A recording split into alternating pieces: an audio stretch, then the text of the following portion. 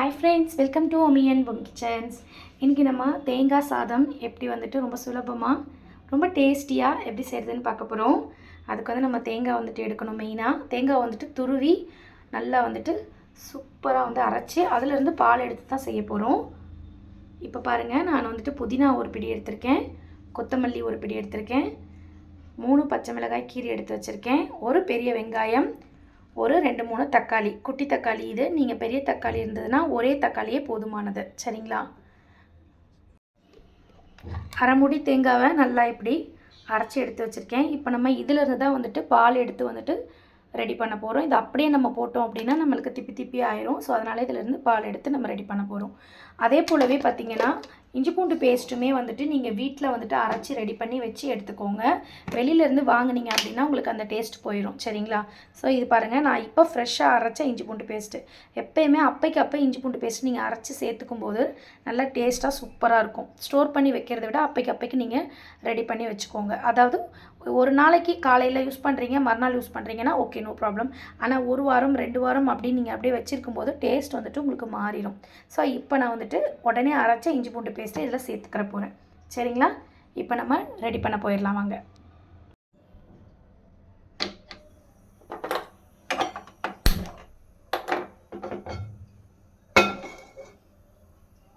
நான் குக்கரில் தான் ரெடி பண்ண போகிறேன். நீங்கள் நார்மலான ஒரு பேனில் கூட ரெடி பண்ணிக்கலாம், ப்ராப்ளம் இல்லை.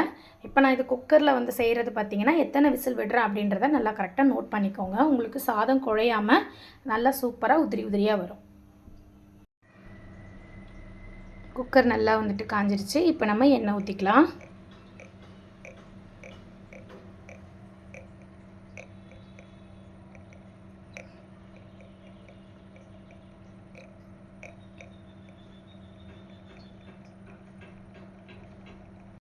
எண்ணெய் நல்லா காஞ்சி வந்ததும் கிராம்பு, பட்டை, ஏலக்காய் இது எல்லாத்தையும் சேர்க்க போகிறோம்.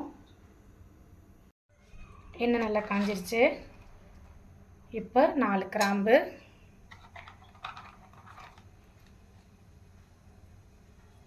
2 பட்டை, 4 ஏலக்காய், கொஞ்சம் போல் பெருஞ்சீரகம். இதெல்லாம் நல்லா வதங்கி வரட்டும். இது கூடவே பிரியாணி இலை ஒரு 2 எடுத்து அப்படியே பிச்சு போட்டுக்கலாம். இது பாருங்கள், நல்லா ரோஸ்ட் ஆயிடுச்சு. இப்போ நம்ம இதில் வெங்காயம் சேர்த்துக்கலாம்.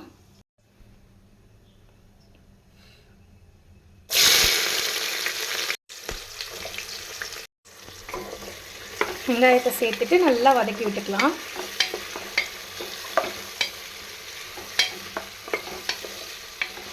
வெங்காயம் கொஞ்சம் பொன்னிறமாக வந்ததுக்கு பிறகு தக்காளி சேர்த்துக்கலாம்.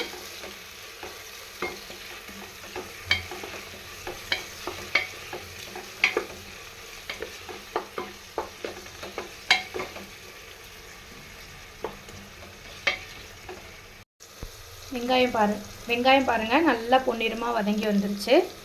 இந்த ஸ்டேஜில் நம்ம தக்காளி ஆட் பண்ணிக்கலாம்.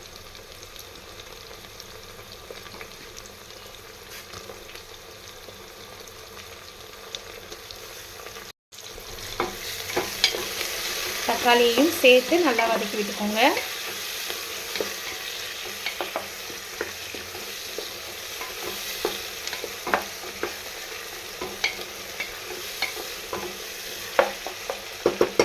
தக்காளி வதங்கினதுக்கு பிறகு நம்ம அலசி எடுத்து வச்சுருக்கக்கூடிய கொத்தமல்லி, புதினா இதை அப்படியே சேர்த்துடலாம். இது கூடவே நறுக்கி வச்சுருக்கக்கூடிய பச்சை மிளகாய் அதையும் சேர்த்துட்டேன். நம்ம காரத்துக்கு தனி மிளகாய் தூள் எதுவும் சேர்க்க போகிறது கிடையாது. இந்த பச்சை மிளகாயே போதுமானது, சரியா? உங்களுக்கு எக்ஸ்ட்ரா காரம் தேவை அப்படின்னா ஒரு டேபிள் ஸ்பூன் அளவுக்கு தனி மிளகாய் தூள் சேர்த்துக்கோங்க.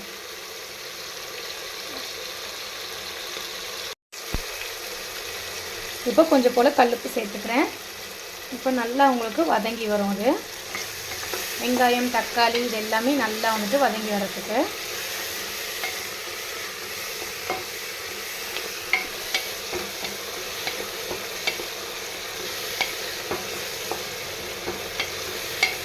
பாருங்கள், தக்காளி வெங்காயம் நல்லா வதங்கிருச்சு. இப்போ நம்ம இஞ்சி பூண்டு பேஸ்ட் சேர்த்துக்கலாம்.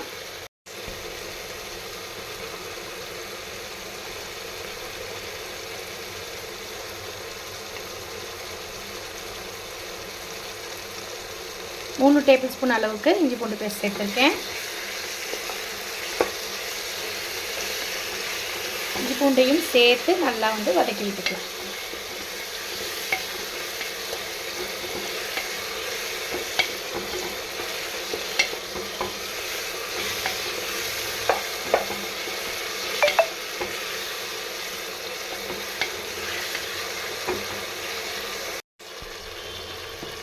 இப்போ இது கூட ஒரு டேபிள் ஸ்பூன் அளவுக்கு தனியாத்தூள் சேர்த்துக்கிறேன்.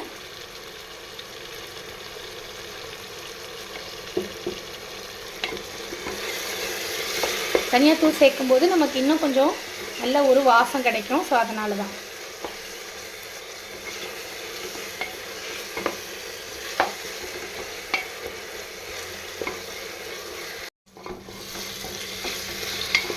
பாருங்கள், இந்த இஞ்சி பூண்டு பேஸ்ட்டோடு சேர்ந்து வெங்காயம், தக்காளி, பட்டை, கிராம்பு, ஏலக்காய் எல்லாமே நல்லா வந்து மிக்ஸ் ஆகி சூப்பரான ஒரு வாசனை வர ஆரம்பிச்சிருச்சு. இப்போ இந்த ஸ்டேஜில் நம்ம தேங்காய் பாலை வந்துட்டு ஆட் பண்ணிக்கலாம். தேங்காய் பாலை வந்து வடிகட்டி தான் வந்துட்டு நம்ம ஊற்ற போகிறோம். இப்போ குக்கருக்கு மேலேயே ஒரு வடிகட்டி வச்சுட்டேன்.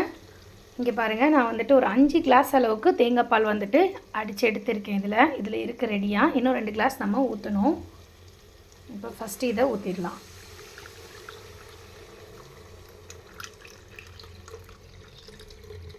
இதுதான் ஃபஸ்ட்டு பால். 5 கிளாஸ் அளவுக்கு இருக்குது இதுவே. இப்போ செகண்ட் எடுக்கிறது வந்து நம்ம 2 கிளாஸாக பிரித்து 7 கிளாஸ் ஊற்றிடுவோம். கரெக்டாக இருக்கும். இப்போ நம்ம அகைன் திருப்பி இதில் போட்டு கொஞ்சம் தண்ணி ஊற்றிக்கலாம். இது 6வது கிளாஸு, இது 7வது கிளாஸ். மொத்தம் 7 கப்பு நமக்கு கரெக்டாக இருக்கும். ஏன்னா நம்ம சேர்த்துருக்கிற அரிசியினோட மெஷர்மெண்ட் பார்த்திங்கன்னா 3.5 கப் அளவுக்கு சேர்த்துருக்கோம்.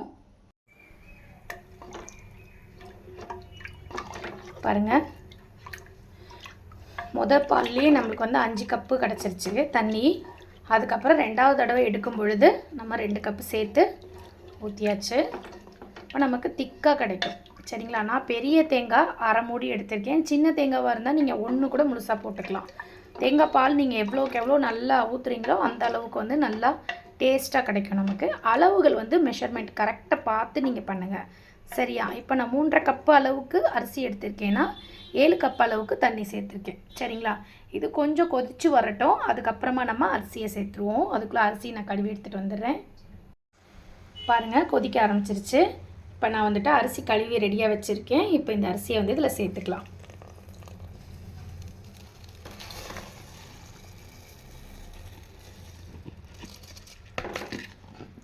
நீங்கள் பாஸ்மதி ரைஸ் கூட சேர்த்து நீங்கள் பண்ணலாம் தாராளமாக. என்ன பாஸ்மதி ரைஸ்க்கு கொஞ்சம் மெஷர்மெண்ட் மட்டும் மாறும். இப்போ நல்லா மிக்ஸ் பண்ணி விட்டுட்டு குக்கரை வந்துட்டு மூடிடலாம். இப்போ உப்பு காரம் கரெக்டாக இருக்கான்றதை லாஸ்ட் ஸ்டேஜாக நீங்கள் செக் பண்ணிக்கோங்க. தேவைன்னா நீங்கள் உப்பு கொஞ்சம் சேர்த்துக்கலாம். பர்ஃபெக்டாக இருக்குது. இப்போ நான் க்ளோஸ் பண்ணிடுறேன்.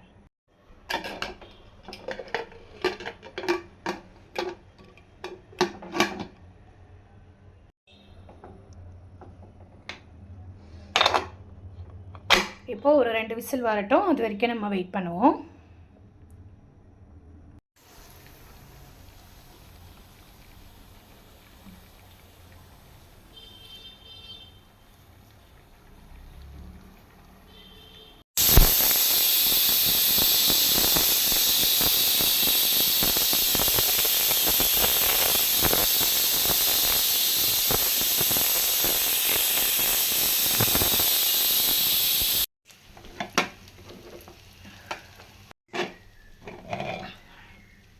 சாப்பாடு வந்து ரொம்ப சூப்பராக வந்திருக்கு.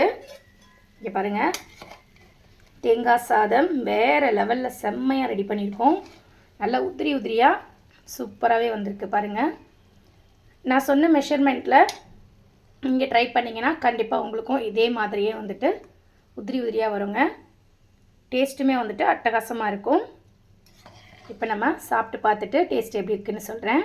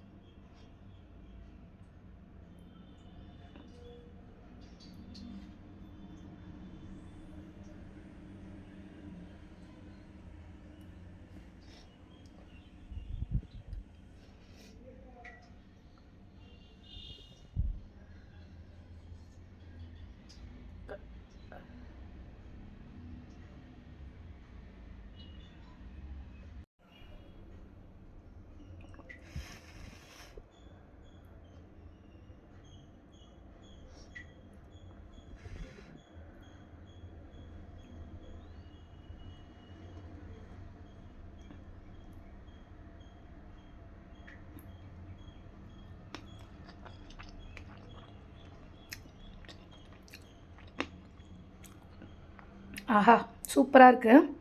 சரியான டேஸ்ட்டில் இருக்குது. இது கூட நீங்கள் முட்டை கிரேவி சேர்த்து சாப்பிட்டாலுமே நல்லா தான் இருக்கும். மறக்காமல் நீங்கள் வந்து ட்ரை பண்ணி பாருங்கள். நம்மளுடைய வீடியோ பிடிச்சிருந்துச்சுன்னா மறக்காமல் லைக் பண்ணுங்கள். உங்களோட ஃப்ரெண்ட்ஸ் அண்ட் ஃபேமிலிக்கும் வந்துட்டு ஷேர் பண்ணி விடுங்க. தொடர்ந்து சப்போர்ட் பண்ணி கொடுத்துட்டு இருக்கக்கூடிய அத்தனை அன்பு உள்ளவங்களுக்கும் மிக்க நன்றி சொல்லிக்கிறேன். இதே போல் ஒரு சூப்பரான வீடியோவில் அடுத்து நான் உங்களை சந்திக்கிறேன். டாடா, பாய்.